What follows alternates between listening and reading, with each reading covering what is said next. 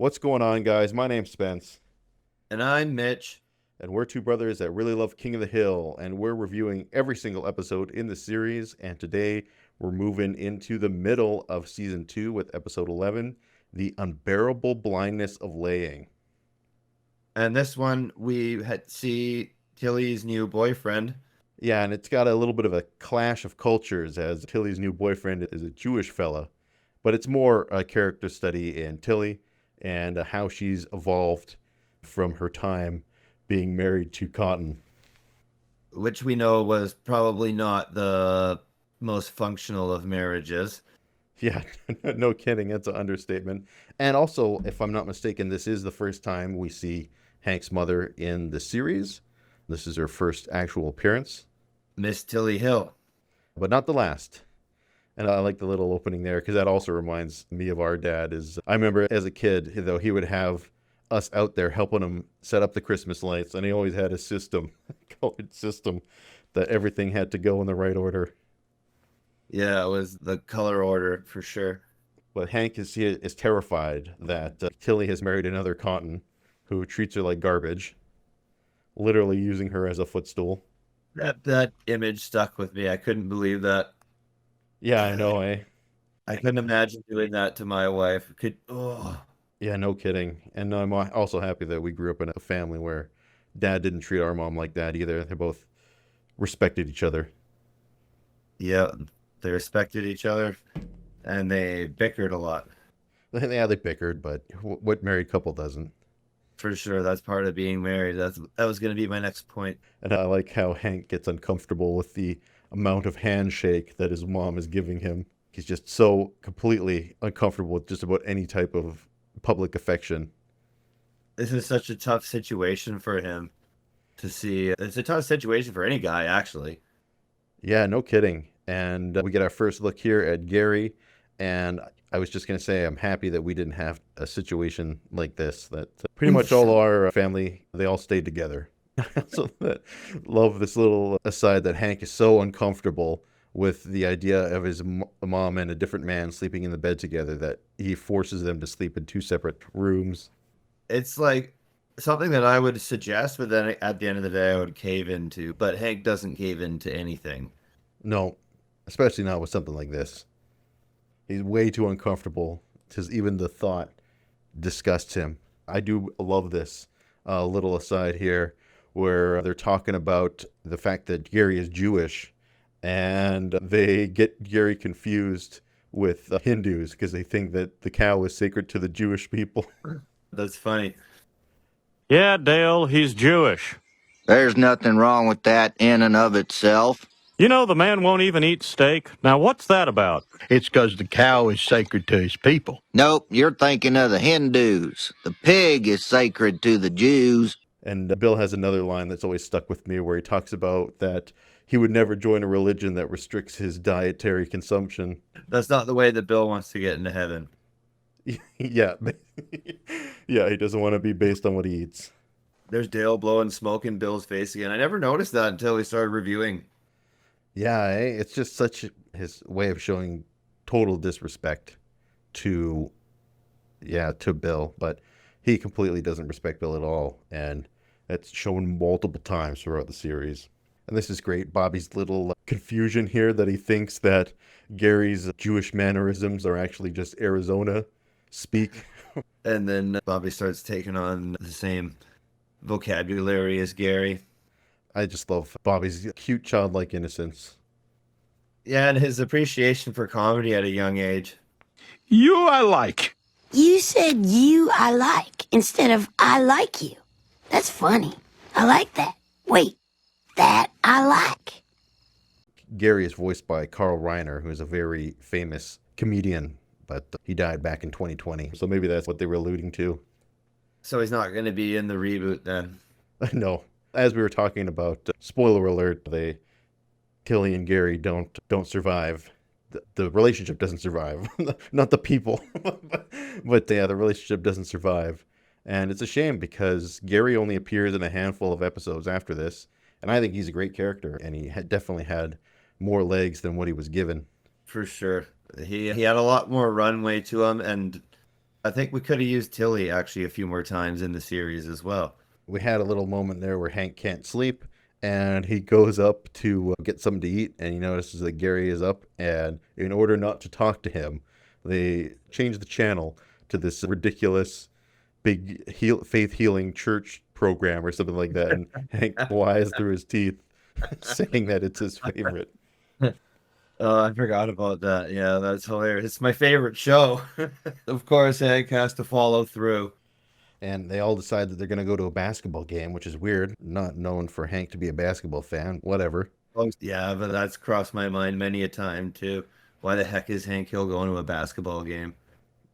Yeah, I guess this is literally the only time that he mentions anything about basketball in the entire series. This is the only sport where you get to bounce a ball. Baseball, no bouncing at all.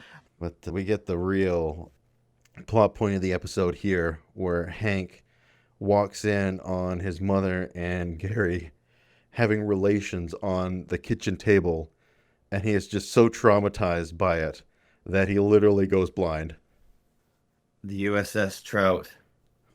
Gary was a submariner in the war. Korean War, not the World War II, but yeah. Oh, it was the Korean War? Yeah, he mentions it that it was in the Korean War, not to the Second World War. Could you imagine being a submariner, though? Holy moly. I don't think I'd have trouble with it, to be honest. I think subs are cool. In general, I think they're awesome weapons of war and completely fascinating machines.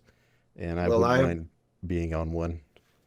I welded on one a few years back, and it is tight in there, let me tell you. Yeah, oh yeah, I bet. And you definitely going to get to know the people around you, that's for sure. Yeah, you get to know them by their odor. Oh, God. Hank has literally gone blind here. His eyes are all, one's looking north, the other's looking south. Oh, man. I was watching this episode for our review with my little girl, and she asked me, Daddy, why are Hank Hill's eyes weird? What'd you tell her? I told her it's because he can't see right now. I'm not going to go into any more details than that. Fair enough. Keep it vague. And this is another secondary character that always stood with me, this eye doctor who's convinced that Hank has poked himself. Yeah, I've had a few doctors like that. And he gives the diagnosis, if Hank Hill won't accept the fact that he's poked himself, that he's got what's called hysterical blindness. And fun tidbit of information, this is an old term for what Hank has got. And nowadays it's called conversion disorder, which is like this idea that your psychological stress is converted into physical symptoms, and it doesn't always have to be blindness. It can be things like convulsions, nausea, paralysis. But yeah, it's a real thing for sure. What is Peggy saying here? Oh, Peggy is trying to get Hank to reveal to her what he saw that has caused this blindness. Yeah, how do you describe that one? Well, That's your wife. You should be able to. Yeah, but it is Hank, right? And he's very reserved when it comes to anything in regards to sexual relations. Or affection in any way. Yeah, but eventually Peggy does get it out, and I think she was kind of a bitch because she's basically like, get over it. Stop being blind and get over it. Yeah, Peggy often reminds me of my wife. But I do think that I definitely can have some sympathy with Hank, because I do think that not just seeing old people have sex in general is traumatizing, but especially when it happens to be your mother or someone you're very close to. I would definitely have to tell somebody shortly afterward, though, to get it off my mind. Yeah, that's the necessary step. All of Hank's buddies are ripping on him for being blind. Yeah, that's an opportunity you can't resist. Yeah, fair enough. Phone for you, Hank. The joke's on you, funny man. Yeah. Just throwing out all the cookies. Oh, man. Peggy. He's trying to shave himself blind. That's a task. That's not going to be an easy thing to do. No. He shaves off his sideburn. I think it's cool that they, although by this time I'm pretty sure Hanukkah would be over, because I think it happens at the beginning of December. That's always been one thing I've wanted to do. I wish one day, we never had any Jewish relatives in our family, but it would have been cool to celebrate Hanukkah with them and learn what the holiday's about. Yeah, we can always do Diwali. Yeah, that's true. Yeah. I've always wanted to do that. Surrey, Yeah. BC has the biggest Diwali festival outside of India. I can believe that. If you've ever been to Surrey, BC, you can believe that. Yeah. Oh, man. This episode, yeah, it's funny as fuck. I feel like it's It's got a shoe on a bucket. there's no messages really for this episode. It's just a lot of great funny moments But actually, there is. of him coming to accept Gary as his father-in-law. sure. Yeah. So there's definitely some message about acceptance and bridging the divide, but by and large, it's just a bunch of funny jokes. Like, Gary's not particularly flattered that Hank went blind. Fair enough. That's a big thing to do. To take that one on the chin. Yeah. Boy, oh boy.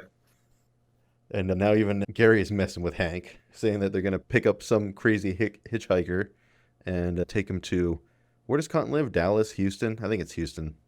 Houston, yeah. Yeah. But yeah, that's what they're doing right now. They're going to go visit Cotton in Houston for Christmas lunch and then come back home for Christmas dinner. Cotton has to test to blind if Hank is actually blind. He punches him in the stomach. Still blind, huh? Or are you faking? Oh, And either you're blind or you're slow. I'd believe both. And it's funny that Cotton immediately accepts Gary because he served with a Jewish man back in World War II. That makes sense. The military guys stick together. Yeah, they do stick together. Here comes one of Cotton's favorite traditions is shooting a tree for That's Christmas. a pretty good shot.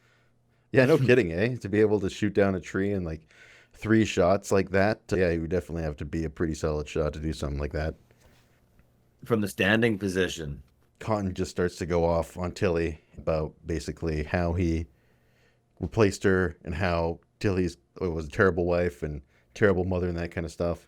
And Gary, of course, stands up for her as he should. Absolutely. Any real man should. Yeah.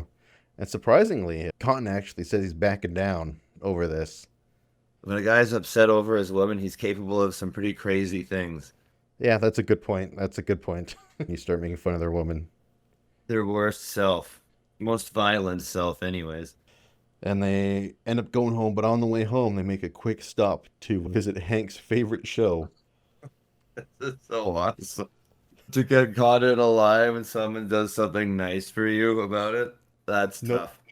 No kidding, eh? And I love that the writers had this little lie that you probably completely forgot about and was a complete throwaway thing at the start of the episode actually come back and be something meaningful. Hank's kind of realized now that no, he's not at a temple. He's actually at the big tent church off the highway. His favorite thing. Yeah, it's his favorite thing. And Hank actually ends up appreciating that in a roundabout way and giving his new stepfather a hug. And he's beginning to really appreciate the work and effort that Gary did to try and bridge that gap. And this is a great scene here, is that even before the preacher touches him, his eyesight comes back, and the first thing that he sees is Gary. There he is. Hank's got crazy good reflexes. And I love how this ends here, where the guys get their comeuppance for ripping on Hank. That's the way it goes. Yeah, exactly, right? If you're going to make fun of somebody when they're in their weakest state, you better be prepared for blowback when they recover. Wielding the stick like a club. All right, that brings us to the end of yet another fantastic episode. What do you think about this one, Mitch? So I thought this episode was pretty good. I enjoyed the introduction of Gary. And like you said, like you said, I am disappointed that we only see him for another handful of episodes. But anyways, he made a great impression in this episode, and he was able to win Hank over as his new stepfather, which is a bit of a monumental task. Yeah, Hank doesn't accept things like that easily. Yeah, he definitely had his work cut out for him. And he was successful. Out of 10, what do you give this one? 8.5. Yeah, I think that's a solid score. I'm going to give this one an 8.52.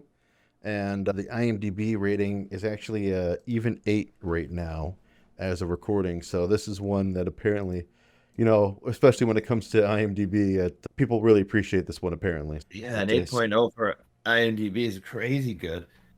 Yeah, so this one scores well on all accounts. And yeah, for me personally, I think it's a great episode. Garry, like you mentioned, is a great character. And all told, it's just really funny. There's a couple solid messages in there, but just overall, a ton of great jokes. And yeah, it's one I've come to appreciate. It was a joke-heavy episode. Sometimes those are the best ones. And next week, we've got Meet the Manger Babies on tap. And of course, this is the one where Luann introduces her Christian puppet show, something that grows to be a defining part of her character. So it should be another good one.